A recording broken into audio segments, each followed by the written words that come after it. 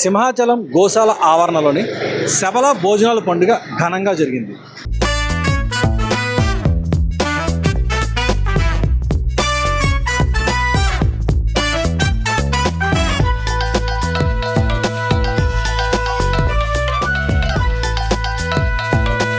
ఈ కార్యక్రమం ఒక ముఖ్య ఉద్దేశం ఏంటంటే ఆరోగ్యకరమైన సమాజం నిర్మించుకోవాలి. అదేవిధంగా ప్రతి వ్యక్తి కూడా రసాయనాలు కలపని ఉత్పత్తులనే మాత్రమే తినాలి అనే ఒక ఉద్దేశంతో ఈ యొక్క కార్యక్రమాన్ని ఏర్పాటు చేశారు.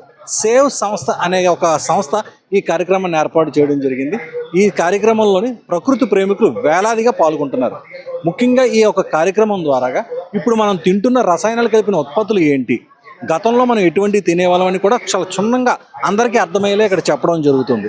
అదేవిధంగా గతంలో అంటే పూర్వంలోని దాదాపుగా ఒక దశాబ్దం లేదా 2 దశాబ్దాల కిందటి వరకు కూడా మనంతా కూడా సుమారు 180 జీవం ఉన్న ఉత్పత్తులు మనం తినేవాళ్ళం. కానీ ఇప్పుడు 1-2 కూడా అటువంటి జీవం ఉన్న ఉత్పత్తులు మనం తినట్లేదు. ప్రతిదీ కూడా మందులు కలిపిన ఉత్పత్తులనే మన ఇంట్లో వండుకొని ఇంట్లో మనం తింటున్నాం. దానివల్ల ప్రస్తుతం చిన్న పిల్లలకు కూడా అనేక అనారోగ్యాలు పాలవుతున్నారు. ఒళ్ళు నొప్పులు, కాళ్ళు నొప్పులు కూడా చిన్న పిల్లలకు కూడా వచ్చేస్తున్నాయి వయసుతో సంబంధం లేకుండా. కానీ ఇక్కడ సిద్ధ వైద్యం ద్వారా వాళ్ళందరికీ కూడా ఇక్కడ ఈ కార్యక్రమంలో సిద్ధ వైద్యం కూడా ఎలా ఉంటుంది, ఎటువంటి మందులు కూడా వాడకుండా ఎలా నయం చేయవచ్చు నొప్పులన్నీ కూడా ఇక్కడ చూపించడం జరుగుతుంది. అదేవిధంగా గోవు ఎంత ముఖ్యం ప్రస్తుతం ప్రతి ఒక్కరికి కూడా మన మనుగడ సమాజ మనుగడలోని గోవు ఒక పాత్ర ఏంటి, దాని ఉత్పత్తుల వల్ల కలిగే మనకు లాభం ఏంటనేది కూడా ఇక్కడ క్లియర్గా అర్థమయ్యేలాగా వివిధ జాతుల గోవులను కూడా ఈ ప్రదర్శనలో పెట్టడం జరిగింది. అలాగే మనం తినాల్సిన ఆహార ఉత్పత్తులను కూడా ఇక్కడ ప్రదర్శనలో పెట్టారు, వాటిని విక్రయిస్తున్నారు కూడా.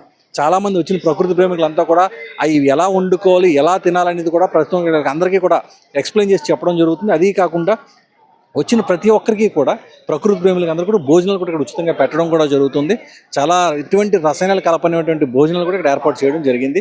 అవన్నీ తిన్న తర్వాత అందరూ కూడా తెలుసుకుంటున్నారు ఇప్పటివరకు మన ఇంట్లో తింటుంది ఎటువంటి ఆహారము, ఇప్పుడు ఇక్కడ మనం తిన్నది ఎటువంటి ఆహారం, తేడా కూడా చాలా క్షుణ్ణంగా తెలుస్తుంది. ఇప్పుడు మీరు కూడా చూడండి ఇక్కడ ఈ యొక్క ప్రదర్శన ఎలా ఉంది, ఇక్కడ ఈ కార్యక్రమం ఏ విధంగా జరుగుతుంది అన్నది ఇప్పుడు మీరు కూడా ఒకసారి చూడండి.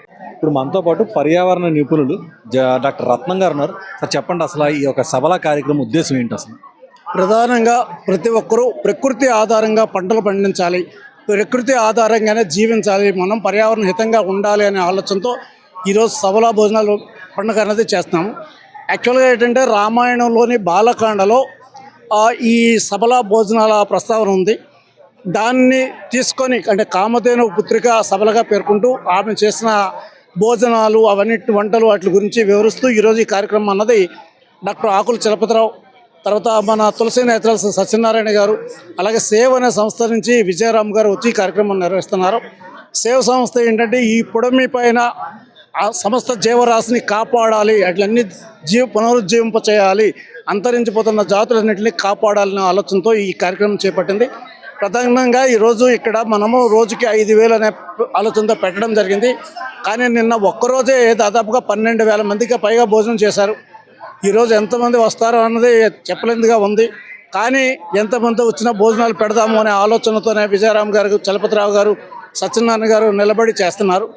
అలాగే మన ఇక్కడ చాలామంది ప్రముఖులు దాదాపుగా ఒక 50 మందికి పైగా ప్రముఖులు ఇక్కడ ఈరోజు పార్టిసిపేట్ చేసి దీన్ని ముందుకు తీసుకెళ్తున్నారు. అంతేకాకుండా చాలా వందలాది మంది ఈ పంటలు పండించే వాళ్ళు ఈ వంటలు నేర్చుకుందామని, అలాగే ఈ ఆహారం ఎలా తినాలి అన్నది కూడా తెలుసుకోవాలనే ఆలోచనతో వచ్చి వంటలు చేసేకాడ కూడా వెళ్ళి వంటలు కూడా నేర్చుకుంటున్నారు. ఇది చాలా గొప్పదైన పండుగ. ఇట్లాంటి పండుగ ప్రతి చోట చేయటం చాలా అవసరం మేము భావిస్తున్నాం. నమస్కారం, నా పేరు వర్మ. ఏదైతే జై జవాన్ అంటామో ఈరోజు జై కిసాన్ అనేటువంటి పరిస్థితి ఏర్పడింది.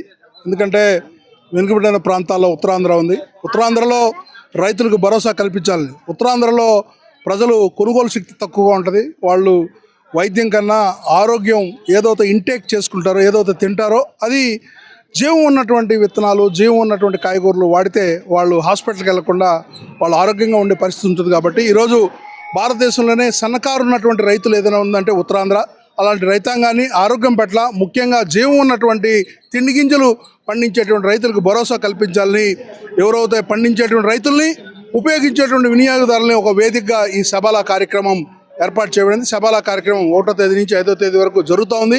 ఈ సబలా కార్యక్రమంలో గోవుల్ని, గోవు స్వచ్ఛమైనటువంటి, ఎందుకంటే ఆవులు అన్నీ ఉంటాయి, బట్ నాటు ఆవు ఉండాలి, ఆవుకు కూడా ఆర్గానిక్ గడ్డి పెట్టాలి. అలాంటివి ప్యూర్ గీతో మనకున్నటువంటి వైద్యం, ఇవన్నీ కూడా ఒక పక్క ఉత్తరాంధ్ర కళల్ని ప్రదర్శిస్తూ, ఒక పక్క ఉత్తరాంధ్ర చేతి వృత్తులను ఎంకరేజ్ చేస్తూ, ఒక పక్క ఉత్తరాంధ్ర భోజనం, ఆర్గానిక్ భోజనం పూర్తిగా ఉచితంగా నిన్న దాదాపు 12,000 మంది వచ్చి భోంచేసినటువంటి సంఘటన ఇక్కడ కనబడింది. అందువల్ల అన్ని సంస్థలు స్వచ్ఛందంగా జరిగేటువంటి ఈ సభల కార్యక్రమాన్ని జయప్రదం చేయాల్సిన అవసరం ఉంది. ఈ నేటి ప్రజలకు ఇలాంటి ఆహారం అవసరం అని చెప్పడమే కాదు, చేసి చూపించడమే ఈ సభల యొక్క అర్థం, పరమార్థం.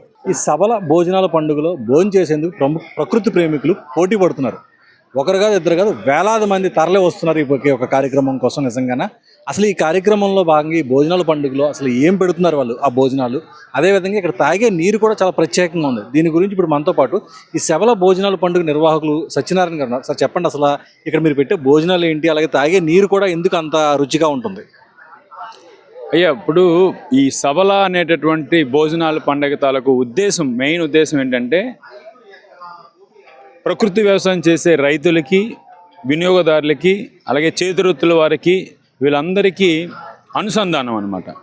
వాళ్ళందరి కలయిక ఉండాలనే ఉద్దేశంతో ఈ భోజనాల పండుగ. దాంతోపాటు దేశవాళీ విత్తనం అనేది అంతరించిపోతుంది అనమాట. మన సంస్కృతి సాంప్రదాయం అంతరించిపోతుంది. సో మనం ఏంటంటే ఇప్పుడు ఉండేటటువంటి ఈ దీంట్లో మనం కంప్లీట్గా పురాతనమైనటువంటి వస్తువులు కానీ, దేశవాళీ విత్తనాన్ని కానీ, మన ఆచారాలు, అలవాట్లు, మన సాంప్రదాయాలు, మన కుల వృత్తులు అంతరించిపోతున్నాయి. అలాగే చేతి వృత్తుల వాళ్ళు కూడా గ్రామాలను వదిలి నగరాల బాట పట్టి రకరకాల పాకి పనులు చేసుకునే పరిస్థితి, అంటే అంతరించిపోతున్నారు పూర్తి స్థాయిలో. సో అది మళ్ళీ పునర్వైభవం కలగాలనే ఉద్దేశంతో మేము ఈ సభల భోజనాల పండుగ అనేటటువంటి భోజనం తినిపించి వాళ్ళందరికీ మన తాలూకా దేశవాళీ విత్తనాన్ని మనం తెలియజేయాలనే ఉద్దేశంతో పిలుపునిచ్చాం. దాంట్లో భాగంగానే వచ్చినటువంటి వాళ్ళు దేశ విదేశాల నుంచి వస్తున్నారు. వాళ్ళందరికీ మంచి ఆరోగ్యం, వాళ్ళకి ఇక్కడ ఇటువంటి లోపాలు జరగకుండా ఉండడం కోసం వాటర్ని కూడా మేము శుద్ధి చేయడం జరిగింది. ఆ మంచినీళ్ళు అనేవి రకరకాల ప్రాంతాల్లో రకరకాలుగా ఉంటాయి. అలా వాళ్ళకి ఎటువంటి తేడా జరగకుండా ఉండడం కోసం ఏం చేసామంటే ఎసిడిక్ నేచర్ నుంచి ఆల్కలైన్ నేచర్కి మార్చడం కోసం అని చెప్పేసి కుండల్లో పెట్టి అందులో మేము కొన్ని రకాల వనమూలికలు మేము వాటిని కాచి మరిగించి వాటన్నిటిలో మేము కలపడం జరిగింది. అంటే వట్టివేరు దగ్గర నుంచి వాము, జీలకర్ర, అలాగే శొంఠి, మిరియాలు, ఇవన్నీ కూడా కొన్ని మూలికలు కలిపి మేము దాన్ని ఒక కషాయంలో తయారు చేసి ప్రతిదానికి ఇంత రేషియోలో, ఒక 2% రేషియోలో ఆ కుండల్లో కలియడం వల్ల దానికి రుచితో పాటు ఆరోగ్యం కూడా వస్తుందన్నమాట. సో అందులో భాగంగానే ఇక్కడ కుండలు అనేది ఏర్పాటు చేయడం జరిగింది.